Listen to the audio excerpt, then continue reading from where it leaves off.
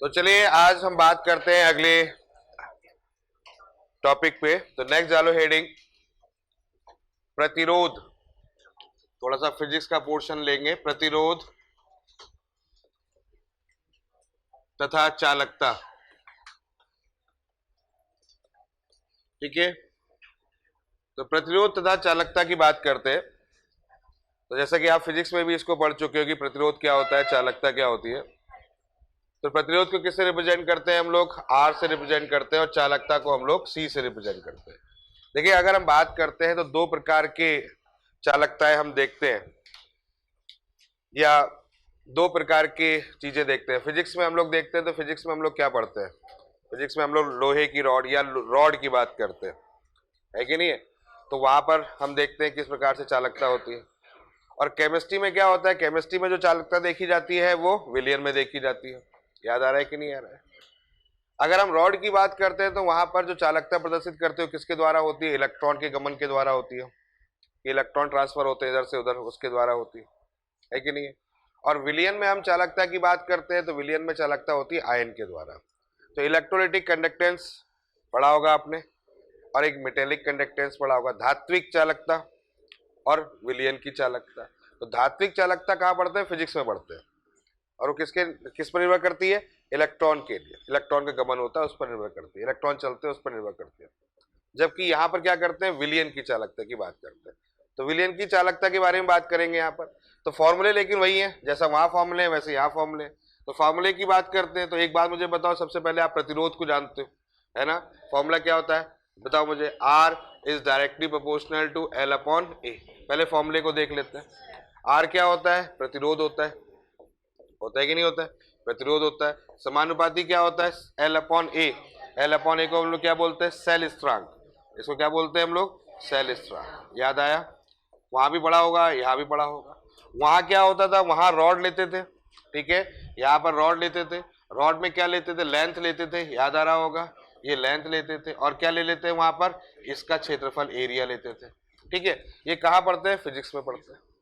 Chemistry में क्या होता है? केमिस्ट्री में देख लेते हैं, वहां भी एल अपॉन ए होता है, लेकिन केमिस्ट्री में क्या होता है? विलियन की बात करते हैं। और विलियन की कैसे बात करते हैं?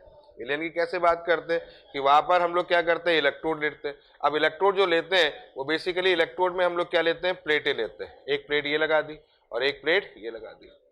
क्लियर है? तो यहां पर अगर हम एल अपॉन ए की बात करते हैं तो यहां पर एल अपॉन ए क्या होता है? यहां पर होता है इनके बीच की दूरी। इनके बीच की दूरी क्या होती है? एल। और इसका क्षेत्रफल क्या होता है? ए। क्लियर? वहां क्या था? एक रॉड थी, क्लियर? रॉड थी, रॉड की लेंथ एल और एरिया ए था। यहां पर क्या है? दो इलेक्ट्रोडों के बीच की दूरी कितनी होती है? एल, ठीक है? और ये कितना होता है? इसका क्षेत्रफल कितना होता है? ए। तो यहां पर एल अपॉन ए जो सेल स्थिरांक लिया गया है वो सेल स्थिरांक किसका लिया गया है? इसका लिया गया है। समझ में आ गई बात? क्लियर है? कोई दिक्कत यहां तक? अब जब प्रतिरोध हमारे पास में होता है तो प्रतिरोध को क्या करते हैं? प्रतिरोध, अब यहां पर समानुपाती का चिन्ह है तो समानुपाती का चिन्ह हटाते तो यहाँ क्या लगा देते हैं? रो लगा देते हैं। रो इंटू कितना हो जाएगा यहाँ पर? एल अपॉन ए। ये समझ में आ गया? ठीक है। रो क्या होता है यहाँ पर? प्रतिरोधकता, बिल्कुल सही है। रो को हम लोग दो चीजें बोलते हैं। एक तो बोलते हैं विशिष्ट प्रतिरोध, आया ना?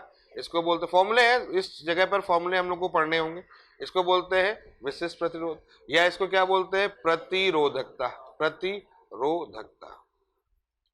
आगे बात समझ में? कोई डाउट यहाँ तक? क्लियर? तो रो जो हो गया प्रतिरोधकता हो गया। एल अपॉन ए हमारा सेल कांस्टेंट, क्या बोलते हैं उसको? सेल स्थिरांक बोलते हैं। आगे बात समझ में? कोई डाउट यहाँ तक? ठीक है, आगे बात करते हैं। अब एक चीज देखो, चालकता पढ़ती है आपने। चालकता बराबर क्या होता है? चालकता के बारे में बात करते हैं। तो चालकता बराबर क्या होता है? 1/प्रतिरोध, यही तो होता है। या प्रतिरोध बराबर क्या होता है? 1/चालकता, यही तो होता है। ठीक है, यानी कि C इक्वल टू कितना होगा? 1/रो। अब 1/r होगा तो r की जगह पर फॉर्मूला रखोगे तो कितना हो जाएगा? 1/r की जगह क्या रखोगे? यहाँ पर यही फॉर्मूला रख देंगे। यहाँ पर क्या लिखे? रो इंटू एल अपॉन ए। तो रो इंटू यहाँ कितना हो जाएगा बच्चों? एल अपॉन ए।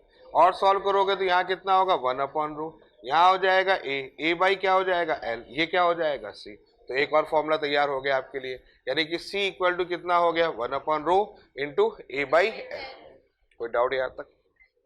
यहाँ तक बात समझ में आ गई? ठीक है, 1/रो into A by L.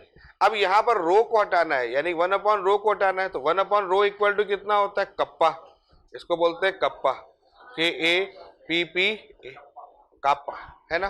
Kappa बोलना है, कटप्पा नहीं बोलना है, पप्पा नहीं बोलना है, कुछ भी बोलते रहते हो तुम लोग। तो 1/रो इक्वल टू कापा, लेकिन अब कापा अच्छा ही लगा तो अपन ने कप्पा निपटा दिया, ठीक है। तो कप्पा कापा पप्पा सब एक ही है, क्लियर। पप्पा अलग है बेटा, तो क्लियर हो गया, समझ में आ गया। नहीं तो आज घर जाओ और तो फिर बेटा वो निकाल देंगे, है ना। चलो क्लियर हो गया, समझ में आ गया। तो C इक्वल टू कितना हो जाएगा, यहाँ हो गया कप्पा इंटू कितना हो गया, A बाई एल। क्लियर हो गया, ये कंडीशन होगी। तो फॉर्मूला है यहाँ पर, तो यहाँ पर क्या हो गया, ये चालकता हो गया। अब कप्पा को क्या बोलेंगे हम लोग, जैसे वहां पर मैं बोला था विशिष्ट प्रतिरोध, यहाँ पर क्या बोलेंगे, विशिष्ट चालकता। क्लियर है, इसको बोलेंगे विशिष्ट चालकता। क्लियर है, समझ में आ गया, विशिष्ट चालकता। या फिर इसको क्या बोलते हैं, चालकत्व, चालकत्व, ठीक है। लेकिन बड़ा कंफ्यूजन है यहाँ पर, बहुत कंफ्यूजन है, कहीं पर चालकत्व दिखेगा, कहीं पर विशिष्ट चालकता दिखेगा, कहीं पर कुछ और भी दिख सकता है। तो फिलहाल उसकी प्रॉब्लम बाद में सॉल्व करेंगे। फॉर्मूला समझ में आ गया, पहले फॉर्मूले की बात करते हैं। इसमें दो ही फॉर्मूले दिमाग में रखने, एक फॉर्मूला जो रखना है वो ये R is equal to rho into L upon A, और दूसरा फॉर्मूला कौन सा हो जाएगा, दूसरा फॉर्मूला हो जाएगा C इक्वल टू 1/रो इंटू ए बाई एल। कोई डाउट यहाँ तक, कोई परेशानी नहीं है ना, पक्का। दो ही फॉर्मूले, दो फॉर्मूले आपको दिमाग में, फिजिक्स में भी ऐसे फॉर्मूले हैं और केमिस्ट्री में भी ऐसे ही फॉर्मूले। अब बात करते हैं इसकी मात्रक पर, ये इंपॉर्टेंट है हमारे पास में, मात्रक मतलब हम बात करते हैं यूनिट पे, ठीक है। तो यूनिट की कंडीशंस को लेना स्टार्ट करते हैं। तो एक बात मुझे बताओ, यूनिट एक बहुत इंपॉर्टेंट चीज है इन क्वेश्चनों के लिए, यानी कि होता है क्या है, कंफ्यूजन बहुत हो जाता है, बिल्कुल होता है, 100% होगा। तो आपको क्या करना है, आपको मात्रक पर ज्यादा फोकस करना है, यूनिट पर ज्यादा फोकस करना है। यूनिट पर ज्यादा फोकस करोगे तो चीजें आपको इजिली समझ में आ जाएंगी।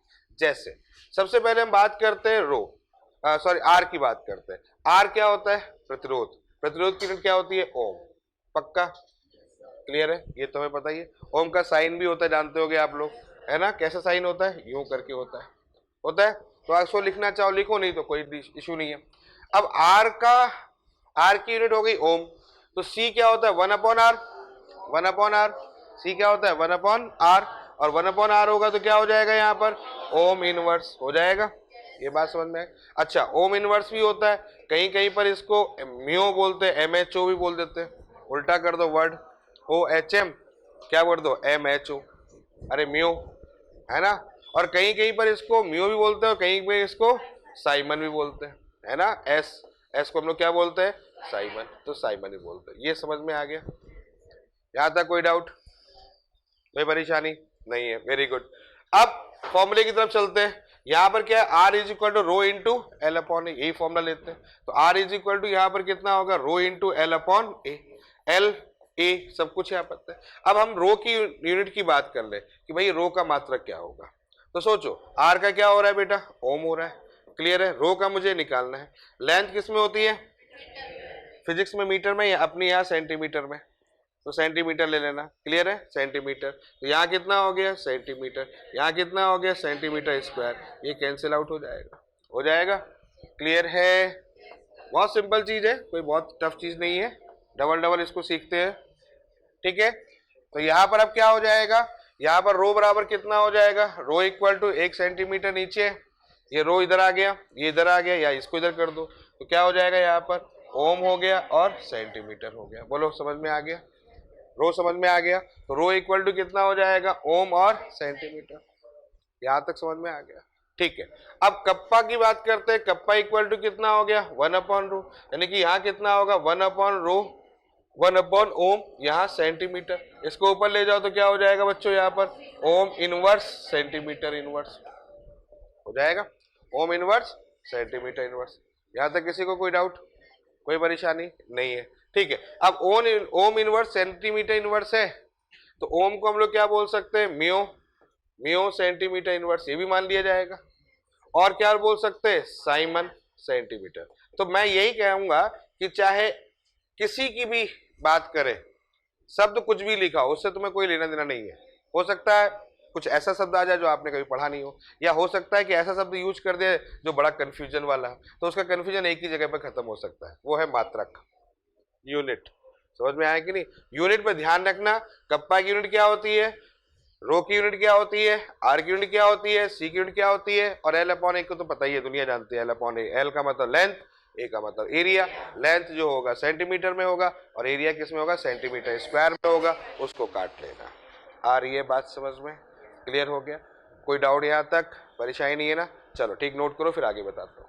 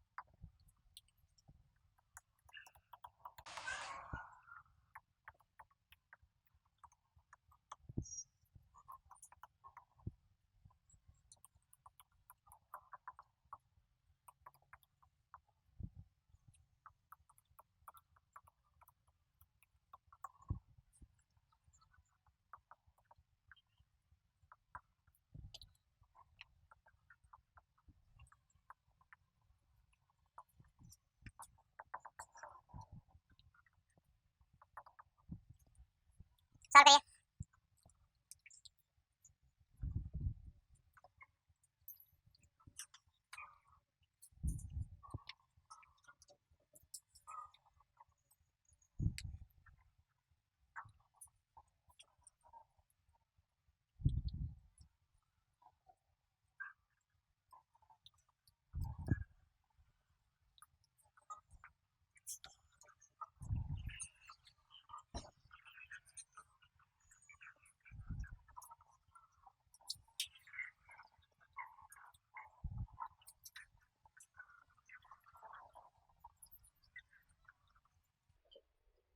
हाँ भाई, क्या आंसर आएगा? सेकेंड आंसर आएगा पक्का? कैसे कर लेंगे?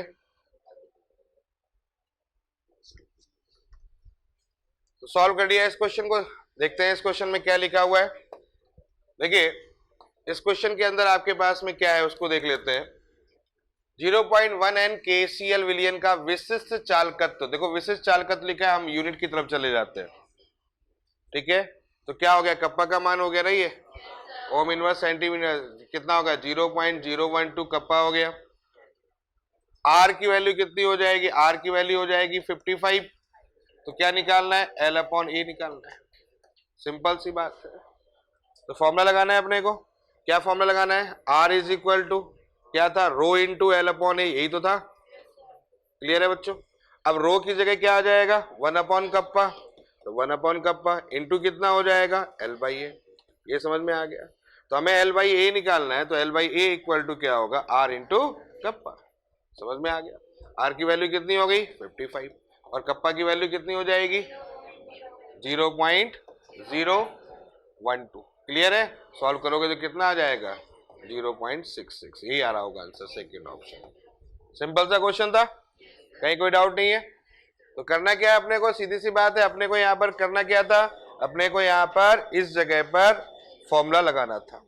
अच्छा मुझे एक बात बताओ, यहां तक हमने एक फॉर्मूला लगा लिया, ये बात सही है, लेकिन एक बात मुझे बताओ कि यहां पर सांद्रता का कोई लेना देना है इस जगह पे, सेल स्थिरांक के लिए सांद्रता का कोई लेना देना है क्या? क्या यहाँ पर कोई सांद्रता का लेना देना है क्या?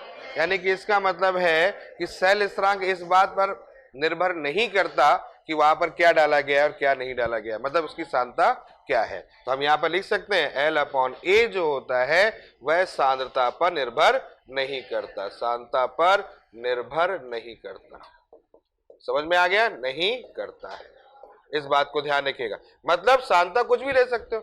अरे भाई इलेक्ट्रोड और उसके बीच की दूरी इस पर निर्भर करता है, या तो इलेक्ट्रोड छोटा कर दो बड़ा कर दो तो एल की वैल्यू परिवर्तित हो जाएगी, बीच में जो एरिया है उसको चेंज कर दो तो चेंज हो जाएगा, एल अपॉन ए चेंज हो सकता है। ओ भाई क्यों बात करता रहता है तू, उसे क्यों परेशान करता रहता है?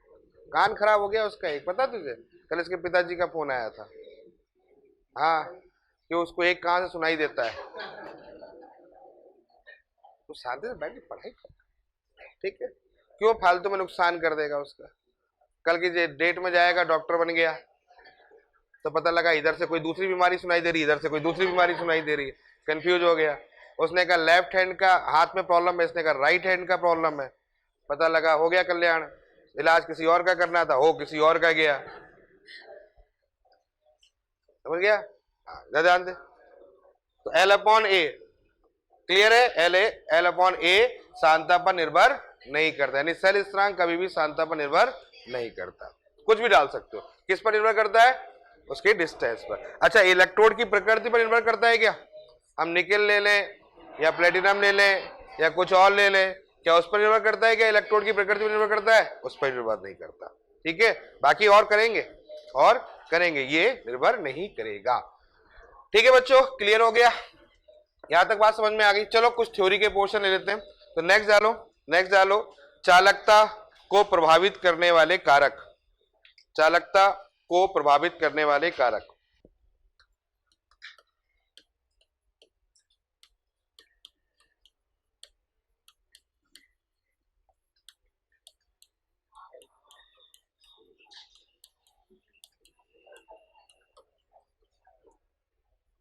ठीक है भाई, तो चालकता को कौन कौन प्रभावित करता है, एक बात मुझे बताओ। चलो चालकता के बारे में थोड़ा सा ज्ञान प्राप्त कर लेते हैं। चालकता के बारे में अगर देखा जाए तो हमारे पास में एक ये पात्र है, यहां पर हमने एक इलेक्ट्रोड लगाया, इसको उठा के बैटरी से लगाया। अब देखिए जरा, हमने यहाँ पर क्या ले लिया, एक विद्युत अपघट ले लिया, एक प्लस और एक माइनस। चालकता किस पर निर्भर करती है, चालकता निर्भर करती है आयनों के गतिशीलता को, यानी कि आयंस के गतिशील जो भी होगी उसी को चालकता द्वारा प्रदर्शित किया जाएगा। अगर गतिशीलता ज्यादा होगी तो चालकता ज्यादा होगी कम होगी, पहले तो ये बताओ मुझे, ज्यादा होगी। अगर आयनों की गतिशीलता ज्यादा होगी तो इसका मतलब है चालकता ज्यादा होगी, ये बात समझ में आ गई। अब गतिशीलता कम और ज्यादा किस बात पर निर्भर करती है, तो आपको पता होगा कि जब इलेक्ट्रोलाइट यहां पड़े होते हैं, आयंस के रूप में पड़े होते हैं, तो इनके मध्य में एक आकर्षण बल लगता है जिसको बोलते हैं अंतराणविक बल, अंतराणविक बल, क्लियर है। यानी कि इसका मतलब इंटरमॉलिक्यूलर फोर्स, समझ में आ गया। तो वो जो बल लग रहा है, अगर वो दो आयनों के मध्य में बल बहुत ज्यादा है तो मुझे एक बात बताओ, क्या उनकी गतिशीलता ज्यादा होगी, नहीं। और गतिशीलता ज्यादा नहीं होगी तो उस कंडीशन में क्या चालकता ज्यादा होगी, नहीं होगी। तो चालकता क्या हो जाएगी, कम हो जाएगी। यानी कि अगर उनके मध्य में लगने वाला जो बल है वो अगर कमजोर होगा तो इसका मतलब क्या हो गया बच्चों, इसका मतलब क्या हो गया कि अगर कमजोर होगा तो इसका मतलब तेजी से चलेंगे तो चालकता क्या होगी, ज्यादा होगी, और प्रतिरोध क्या होगा, कम होगा। अब आगे समझ में। तो पहली बात करते हैं कौन सा, अंतर आणविक बल, आणविक बल, ठीक है। तो पहला पॉइंट है जो प्रभावित करने वाले हैं कि अगर अंतर आणविक बल ज्यादा होगा, हम यहां पर लिख दे रहे हैं, साथ में लिखते रहिए कि अंतर आणविक बल ज्यादा होगा, तो इसका मतलब यह है कि गतिशीलता जो होगी वो कम होगी, गतिशीलता जो होगी वो कम होगी, और गतिशीलता अगर कम होगी तो इसका मतलब है चालकता कम होगी, और चालकता कम होगी तो उल्टा सीधा सीधा प्रभाव पड़ता है कि जो प्रतिरोध होगा वो ज्यादा होगा। आ गई बात समझ में बच्चों, ये रही पहली चीज। तो किस पर निर्भर करेगा, उनके मध्य में लगने वाले आकर्षण बल पर। फटाफट नोट करो, फटाफट नोट करो। चलिए नंबर 2, किस पर निर्भर करेगा, आयनों की संख्या पर। एक बात मुझे बताओ, आयनों की संख्या बढ़ाओगे तो चालकता बढ़ेगी घटेगी, ये बताओ पहले। आयनों की संख्या बढ़ाओगे तो चालकता बढ़ेगी घटेगी, बढ़ेगी। इसका मतलब आयनों की संख्या बढ़ेगी, यहीं पर लिख सकते हैं, लिखते रहो, आयनों की संख्या बढ़ेगी तो इसका मतलब है चालकता बढ़ेगी। दूसरा बिंदु, तो आयनों की संख्या बढ़ेगी तो चालकता बढ़ेगी। अच्छा, अगर मैं आपसे ये पूछूं कि एक बात मुझे बताओ कि प्रबल अपघट्य और दुर्बल अपघट्य की बात करेंगे तो प्रबल अपघट्य की चालकता ज्यादा होगी कि दुर्बल अपघट्य की चालकता ज्यादा होगी, बहुत बढ़िया। तो हम यहाँ पर बात करेंगे जो प्रबल अपघट्य होते हैं उनकी चालकता हमेशा ज्यादा होगी, किससे? दुर्बल अपघट्य से। ये बात समझ में आ गई? कोई डाउट यहां तक? चलिए नेक्स्ट और बिंदु उठाते। तीसरा बिंदु, आयनों की गतिशीलता की बात करते हैं, या आयनों का आकार। आकार ही ज्यादा अच्छा लगेगा, आकार। एक बात समझो, एक बात मुझे बताओ कि अगर आकार अधिक होगा, अगर आकार अधिक होगा तो गतिशीलता ज्यादा होगी कम होगी? ये बताओ। बहुत बढ़िया। अगर बढ़ेगा, यानी कि आकार अगर बढ़ेगा तो गतिशीलता क्या हो जाएगी? गतिशीलता कम हो जाएगी। होगी कि नहीं होगी? और गतिशीलता अगर कम होगी तो चालकता कम होगी कि ज्यादा होगी? चालकता कम होगी। चालकता कम होगी तो प्रतिरोध ज्यादा होगा कम होगा? प्रतिरोध ज्यादा होगा। आ रहा है समझ में? क्लियर हो गया? ये बात समझ में आ गई है? तो आकार पर निर्भर करेगा कि आकार कैसा है, इस पर निर्भर करेगा। क्लियर है? अच्छा, यहां पर जो हम आकार लेते हैं ये भी समझ लो बच्चों। भाई इसको तो पानी में डालोगे ना, बिना पानी में डाले हुए तो खेल होगा ही नहीं। तो यहां पर जो आकार लेते हैं, आकार दो प्रकार की होते हैं, त्रिज्याएं दो प्रकार की होती है। एक होती है आपके पास में गैसीय त्रिज्या और एक होती है जलीय त्रिज्या। पानी में डालोगे तो एक होती है गैसीय त्रिज्या और एक होती है जलीय त्रिज्या। समझ में आ गई बात? तो यानी कि यहां पर जो हम त्रिज्या ले रहे हैं, आकार जो ले रहे हैं, वो कौन सी लेंगे बच्चों? जलीय त्रिज्या लेंगे। इस बात का ध्यान रखना है आपको। यानी कि यहां पर हम सिर्फ गैसीय नहीं लेंगे, यहां पर हम लेंगे जलीय त्रिज्या। यानी कि जलीय त्रिज्या का मतलब जल के रूप में जो त्रिज्या होगी उसको यहां पर लिया जाएगा। ये बात समझ में आ गई?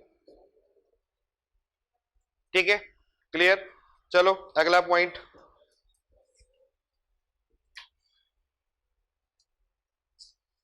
अगला पॉइंट श्यानता की बात करते हैं। श्यानता, एक बात मुझे बताओ, श्यानता समझ में आ गया? क्लियर है? तो श्यानता के बारे में बात करते हैं। बताओ, श्यानता बढ़ेगी तो चालकता बढ़ेगी घटेगी?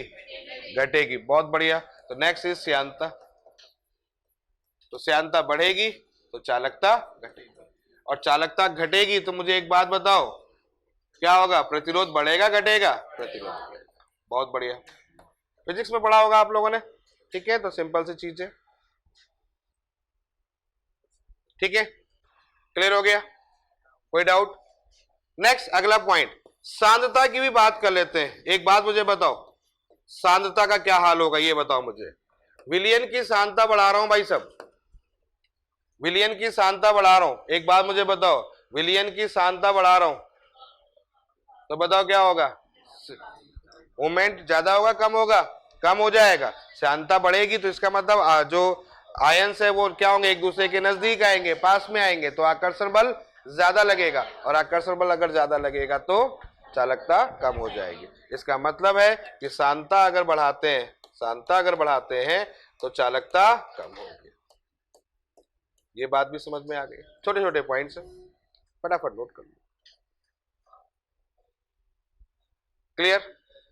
बात समझ में आ गई है? चलो एक और बिंदु ले लेते हैं। ताप की बात बहुत इंपॉर्टेंट पॉइंट है। टेम्परेचर बढ़ाएंगे तो चालकता बढ़ती है घटती है? बताओ। चालकता बढ़ती है घटती है? बढ़ती है। बहुत बढ़िया। टेम्परेचर अगर इंक्रीज करेंगे तो चालकता बढ़ती है। लेकिन एक बात समझना, चालकता बढ़ती है, ये कहां पर है? ये विलयन के लिए है, फिजिक्स में घटती है। समझ गए ना? केमिस्ट्री में बढ़ती है और फिजिक्स में घटती है। रॉड की लेंगे तो उल्टा हो जाएगा। यहाँ क्यों होगा भाई? ताप बढ़ाओगे तो इसका मतलब उसकी गतिज ऊर्जा बढ़ जाएगी आयनों की, और गतिज ऊर्जा अगर बढ़ गई तो गतिशीलता बढ़ गई, गतिशीलता बढ़ गई तो वो तो कहीं भी जाकर भजड़ खाएंगे, जाकर कहीं भी टकराएंगे जाकर। होगा कि नहीं होगा? टकराएंगे तो जितना वो टकराएंगे उतनी अच्छी चालकता होगी। समझ में आ गई बात? क्लियर है? तो ऊर्जा बढ़ेगी, चालकता बढ़ेगी, प्रतिरोधकता कम होगी। लेकिन ध्यान रखना है किसके लिए है ये है हमारे पास में विलयन की बात करता हूं, है ना? समझ में आ रहा है? लेकिन अगर बात करते हैं किसकी? रॉड की बात करते हैं, मेटेलिक की बात करते हैं, तो फिर वहां पर घटेगी। क्लियर है? तो चलो एक क्वेश्चन ले लेते हैं, फिर आगे की बात करते हैं। एक क्वेश्चन लेते हैं। तो चालकता का क्रम हम यहाँ पर डिस्कस कर लेते हैं। छोटा सा पॉइंट है, उसी की बात कर लेते हैं। चालकता का घटता हुआ क्रम बताना है, ठीक है। तो चालकता का घटता हुआ क्रम, तो first option 0.1 m NaCl, second option 0.1 m MgCl2,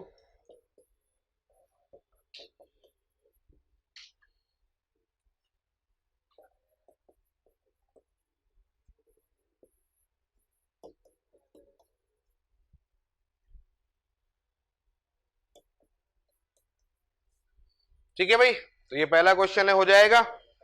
बोले सिंपल सा क्वेश्चन है, सांद्रता सबकी बराबर रखी हुई है, कोई दिक्कत नहीं है। हाँ भाई बताओ क्या होगा, चालकता का घटता हुआ क्रम बताना है मुझको। तो बताओ यहाँ पर क्या करेंगे भाई, NaCl है तो कितने आयंस मिलेंगे यहाँ पर, 2। यहाँ पर कितने आयंस मिलेंगे बच्चों, 3। यहाँ पर कितने आयंस मिलेंगे, 4। कैसे मिलेंगे, कैसे मिलेंगे भाई, कैसे मिलेंगे, ऐसे मिलेंगे। क्लियर है। तो कुल आयनों की संख्या देख लो, समझ में आ रहा है। यहाँ कितना होगा, Mg2 + 2Cl माइनस, यहाँ क्या होगा Na + Cl माइनस। तो यहाँ पर 2 हो गए, यहाँ 3 हो गए, 4। और HCN क्या होता है बच्चों, दुर्बल होता है। ये सब बाकी क्या है, ये प्रबल है। तो ये दुर्बल अम्ल होता है, दुर्बल घटक होता है, तो इसके लिए इसका मान सबसे कम ही होगा। क्लियर हो गया। तो अगर हम बात करते हैं चालकता का क्रम क्या होगा बच्चों, तो यहाँ पर चालकता का घटता हुआ क्रम की बात करते हैं। तो चालकता का घटता हुआ क्रम सबसे ज्यादा कौन होगा, C, फिर कौन सा होगा, B, फिर होगा A, और फिर होगा D। क्लियर हो गया। तो C, B, A, D ये आंसर हमारा होगा। कोई डाउट है यहां तक, पक्का। चलो एक और क्वेश्चन ले लेता हूं, वही काम करना है, चालकता का घटता हुआ क्रम देखना है। नेक्स्ट क्वेश्चन, चालकता का घटता हुआ क्रम, ठीक है। फर्स्ट ऑप्शन है 0.1 m LiCl, second option 0.1 m NaCl, third option 0.1 m KCl, fourth option 0.1 m RbCl। Clear है। अब इस क्वेश्चन की बात करते हैं, इस क्वेश्चन की बात करते हैं। तो यहां पर चालकता का क्रम देखना है मुझको, हो गया। यहां पर क्या देखना है मुझे, चालकता का क्रम देखना है। अब यहां पर आयनों की संख्या की तो बातें नहीं हो रही है ना, पहले आयनों की संख्या देखनी। देखो क्वेश्चन में पहले आयनों की संख्या देखनी, और जब आयनों की संख्या से बात बन जाए तो ठीक है, नहीं बने, फंसे, तो फिर आकार की तरफ जाना है। अब आकार की तरफ गए अपन, तो 0.1 m LiCl है, 0.1 m NaCl है, 0.1 m KCl है, 0.1 m RbCl। यानी कि इसका मतलब है यहाँ पर जो परिवर्तन हो रहा है लिथियम में हो रहा है, यहाँ सोडियम के द्वारा होगा, यहाँ पोटेशियम के द्वारा होगा, यहाँ रूबियम के द्वारा होगा। ये समझ में आ गया। अब आकार की बात करते हैं। तो मैंने बताया एक गैसियस रेडियाई होती है और एक एक्वस रेडियाई होती है। अगर हम त्रिज्या की बात करें तो सामान्यतः ऊपर से नीचे की ओर चलते त्रिज्या बढ़ती है। तो अगर बात करें यहाँ पर तो Rb+ बड़ा होगा, फिर कौन बड़ा होगा, K+ होगा, फिर सोडियम प्लस, और फिर होगा लिथियम प्लस। ये तो होगा यहाँ पर, सिंपल सी बात है गैसीय आयंस की बात करें। लेकिन अगर मैं इसकी जलीकरण त्रिज्या देखता हूं, कौन सी त्रिज्या, जलीयकरण, समझना मेरी बात को बेटा, जलीकरण या जलीकृत बात करते हैं। तो जलीकरण या जलीकृत त्रिज्या की बात करते हैं, यानी कि हाइड्रेटेड रेडियाई की बात करते हैं, तो वो हमेशा उल्टा होता है, वो हमेशा उल्टा होता है। जिसके गैसीय आयन छोटा होता है उसकी जलीकृत त्रिज्या जो होती है सबसे ज्यादा होती है। तो यहां पर अगर हम बात करें तो कौन सा हो जाएगा हमारे पास में, लिथियम प्लस हो जाएगा, फिर कौन सा हो जाएगा, सोडियम प्लस, फिर कौन सा होगा, पोटेशियम प्लस, फिर कौन सा होगा, रूबियम। और अब मैं बात करता हूं किसकी, चालकता की। तो चालकता किसकी ज्यादा होगी, जिसका आकार छोटा होगा। चालकता किसकी ज्यादा होगी, जिसका आकार छोटा होगा। कौन सा आकार है, जली वाला। कौन सा आकार है, जली वाला। इसीलिए इसके नीचे यहाँ पर क्या लिखा होता है, अगर आपने देखा होगा, यहाँ एक्वस लिख देते हैं अपन, यहाँ भी एक्वस लिख देते हैं और यहाँ भी एक्वस। तो यहां से यानी कि आंसर आ जाएगा हमारा Rb, यहां से आ जाएगा K+, यहां पर हो जाएगा सोडियम प्लस, यहां पर हो जाएगा लिथियम प्लस, और इसके हिसाब से अगर ऑर्डर हो जाएगा तो हो जाएगा D, C, B and A। बोलो आ गया समझ में, कोई डाउट तो नहीं है? तो चालकता को किस प्रकार से प्रदर्शित किया जाता है, ये आपके सामने एक एग्जाम्पल है, जल्दी से नोट करें, फिर आगे बात करते हैं। चलो नेक्स्ट अब बात करते हैं के का प्रभाव, के पर प्रभाव मतलब कप्पा पर। अभी तो हम किसकी बात कर रहे थे? चालकता की बात कर रहे थे। अब बात करते हैं हम लोग कप्पा की बात है। चलो भैया कप्पा के बारे में बात कर लेते हैं। पहली बात करते हैं कप्पा होता क्या है। कप्पा क्या होता है? क्या होता है? जली जीवन है। मतलब क्या पूछ रहा हूं मैं? पूछ क्या रहा हूं? क्या कप्पा क्या होता है?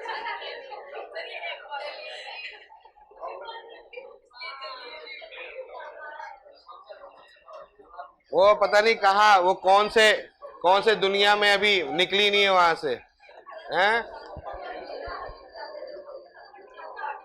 चलो देखो बात को समझो। तो बात करते हैं हम लोग के की। तो मैंने बोला था के में क्या कंडीशन होती है। इस तरीके से एक इलेक्ट्रोड होता है, ये ले लिया, ठीक है, बात समझ में आ रही है। अब इनके बीच की लेंथ हमने ले ली है, वो क्या होती है? एल, और ये जो एरिया था वो ए था, ठीक है। लेंथ हो गया और एरिया हो गया। अब एक चीज समझो यहां पर कि यहां जो लेंथ है वो किसमें है? सेंटीमीटर में है, और एरिया किसमें है? सेंटीमीटर स्क्वायर में, ठीक है। तो इसको फॉर्मूले से समझाने की कोशिश करता हूं कि R इज इक्वल टू क्या था यहां पर? R इज इक्वल टू, या C की बात कर लेते हैं, चलो C की बात कर लेते हैं। तो एक बात मुझे बताओ, C इक्वल टू क्या था? C equal to kappa into L by A, यही तो फॉर्मूला था कि नहीं था? ठीक है। अब एक काम करता हूं, लेंथ को रख देता हूं 1 सेंटीमीटर और एरिया को रख देता हूं 1 सेंटीमीटर स्क्वायर। तो C इक्वल टू किसके इक्वल होगा? के। यानी कि कप्पा ही C है, C ही कप्पा है। वाह वाह, तो कप्पा ही C है, मतलब हाँ C ही कप्पा है। तो इसका मतलब यह हुआ कि 1 सेंटीमीटर लंबाई के इलेक्ट्रोड और 1 सेंटीमीटर स्क्वायर का क्षेत्रफल में जो चालकता होती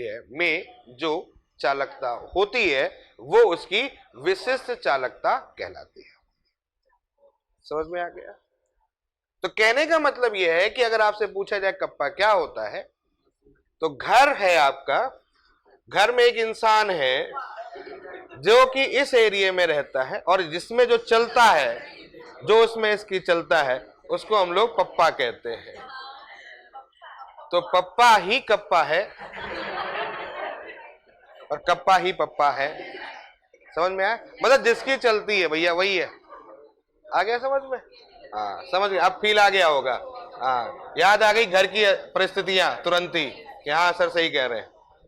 तो सुनो इस बात को, मैंने क्या कहा कि 1 सेंटीमीटर लंबाई और 1 सेंटीमीटर स्क्वायर के क्षेत्रफल में जो चालकता होती है वो क्या कहलाती है? कप्पा कहलाती है। एक बात समझ में आ गई?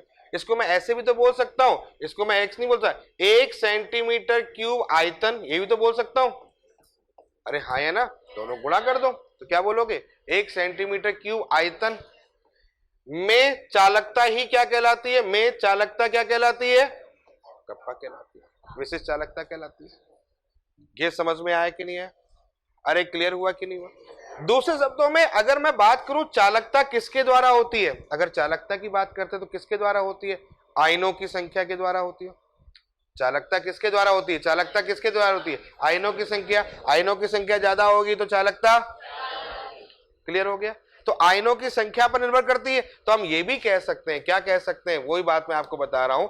यहां पर मैं कह सकता हूं एक यूनिट आयतन, एक यूनिट आयतन का मतलब एक मात्रक आयतन। एक मात्रक आयतन का मतलब 1 सेंटीमीटर का उनकी इलेक्ट्रोड की डिस्टेंस। यानी कि इसका मतलब ये कह सकते हैं कि अगर मैंने यहां पर 1 CMQ स्पेस निकाला, 1 CMQ आयतन लिया, तो 1 CMQ, 1 यूनिट आयतन में उपस्थित, हम ये कह सकते हैं उपस्थित आयनों की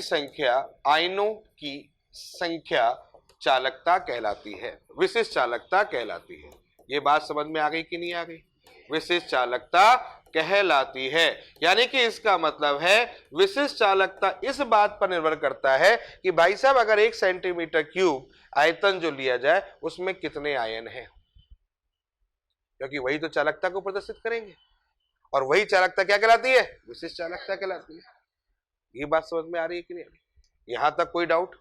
यानी विशिष्ट चालकता इस बात पर निर्भर करती है कि 1 सेंटीमीटर क्यूब आयतन में क्या है, इस पर निर्भर करती है। लेकिन चालकता 1 सेंटीमीटर क्यूब आयतन पर निर्भर नहीं करती, वो तो पूरे पर निर्भर करती है, वो तो पूरे पर निर्भर करती है। बात समझ में आ रही? दोनों में डिफरेंस समझ में आ रहा है कि नहीं आ रहा है? दोनों में डिफरेंस समझ में आ रहा है कि चालकता जो होती है वो पूरे पर निर्भर करती है। चालकता के और भी तरीके होते हैं, कहां निर्भर करती है, वो तरीका होता है। लेकिन विशिष्ट चालकता जो होती है वो निर्भर करती है 1 यूनिट आयतन यानी कि 1 cm³ आयतन में जो भी हमारे पास में उपस्थित होंगे, यानी जो भी हमारे पास चालकता होगी या जो आयनों की संख्या होगी। अब यहां पर मजे की बात समझाना जा रहा हूं, वो समझो। यहां पर मजे की बात है, समझो क्या कि अगर मैं ये बात रखूं तो मैं अगर ये कहूं कि मैं किसी तरीके से सांद्रता को जो है वो मैं कम करना चाहता हूं, यानी कि सांद्रता कम करने का मतलब मैं इसको दूसरे शब्दों में बात करता हूं कि भैया मैं तनुता करना चाहता हूं। मैं क्या करना चाहता हूं? तनुता करना चाहता हूं। बात को समझना, तनुता का मतलब क्या हो गया? पानी डाल दिया आपने, है ना? जो अपघट पड़ा था उस अपघट की सांद्रता जो आपने डाली थी वो तो नियत हो गई भाई। जो आपने अपघट डाला था 2 ग्राम, 5 ग्राम, 10 ग्राम, 20 ग्राम जो भी डाला वो तो नियत हो गया। पानी और डाल दिया ऊपर से। अब पानी अगर आपने डाल दिया तो इसका मतलब क्या हो गया? आयनों की गतिशीलता बढ़ जाएगी। पहले आयन कम आयतन में घूम रहे थे, अब जो आयन होंगे वो ज्यादा आयतन में घूमेंगे, और ज्यादा आयतन में घूमेंगे तो उनका चालकता क्या होगी? बढ़ेगी घटेगी? बढ़ जाएगी, क्योंकि भाई सीधी सी बात है, जितना ज्यादा टहलेंगे उतनी ज्यादा चालकता होगी। बात समझ में आ रही कि नहीं आ रही? तो चालकता क्या हो जाएगी बच्चों? बढ़ जाएगी। तो प्रश्न ये है कि चालकता अगर बढ़ गई तो विशिष्ट चालकता क्या होगी? चालकता अगर बढ़ गई तो विशिष्ट चालकता क्या होगी? ये सोचने वाली बात है। तो दिमाग में आके सर चालकता ही विशिष्ट चालकता है, विशिष्ट चालकता ही चालकता है, तो चालकता बढ़ेगी तो विशिष्ट चालकता बढ़ जाएगी, जबकि जवाब है गलत है, घट जाएगी। क्यों? क्योंकि 1 cm³ आयतन में आयनों की संख्या कम हो जाएगी। क्या कहा मैंने?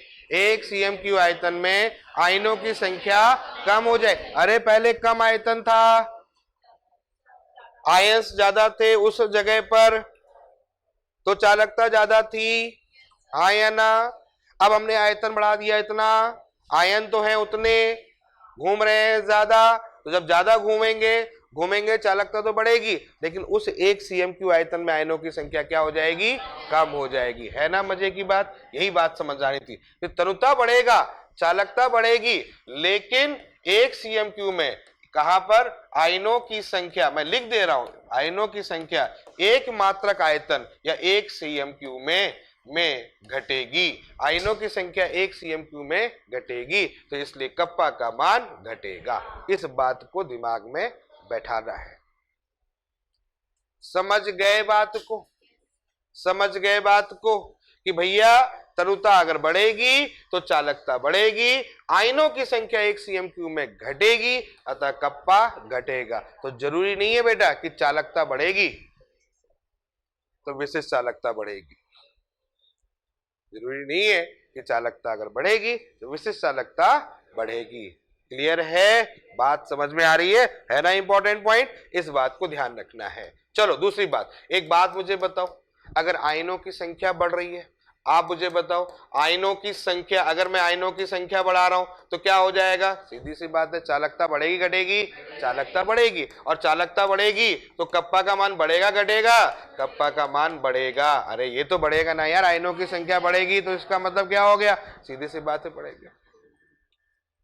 क्लियर हुआ कि नहीं हुआ?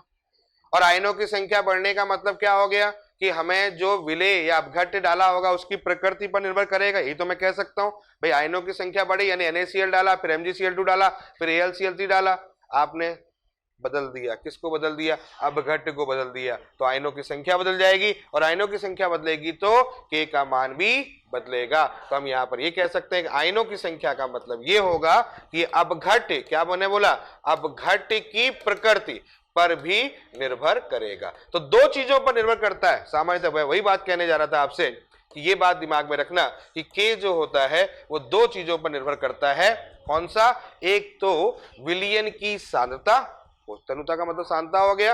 एक तो निर्भर करता है किस पर? विलयन की सांद्रता, कि भाई सांद्रता का क्या हाल है, इस पर निर्भर करता है। और दूसरा किस पर निर्भर करता है? दूसरा अपघट्य की प्रकृति पर निर्भर करता है। अपघट्य की प्रकृति पर निर्भर करता है। बोलो बच्चों, कोई डाउट यहां तक? समझ में आ गया? चलो ठीक है, गड़बड़ी तो नहीं करोगे? पक्का 100%? ठीक है बच्चों, चलो अब आगे की कहानी शुरू करते हैं। चलो अब नेक्स्ट डिस्कस करते हैं, नेक्स्ट पॉइंट डिस्कस करते हैं, या एक काम करते हैं, मैं यहीं तक ही पढ़ाऊंगा, यहां तक पेपर में आएगा। ठीक है, तो नोट कर लो इसको, फिर मैं एक दो बातें और करवा देता हूं। देख लो इस क्वेश्चन को, इस क्वेश्चन को देख लेते हैं। निम्न में से किस NaCl विलयन की विशिष्ट चालकता उच्चतम होगी? विशिष्ट चालकता उच्चतम होगी, बताइए।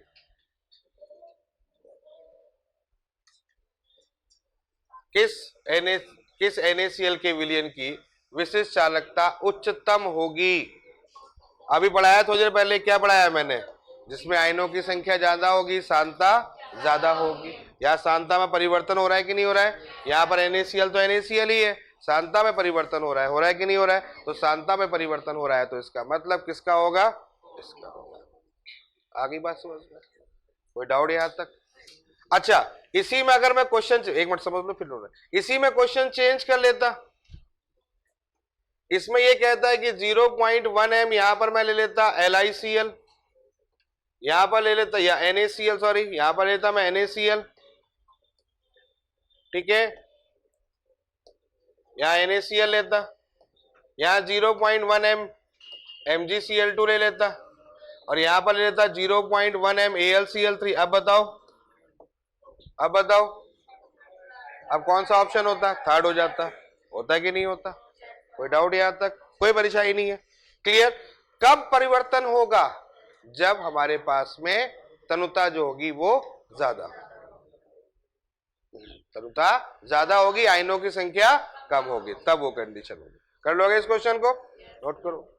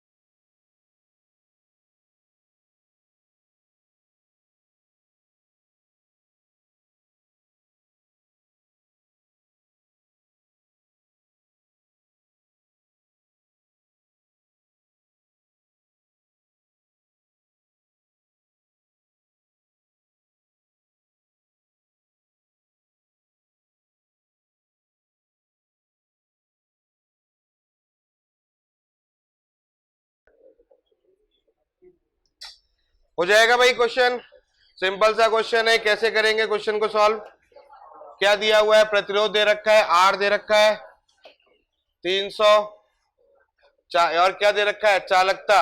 यूनिट ध्यान रखनी है, ये वो चालकता नहीं है, C नहीं है, ये कप्पा है ना?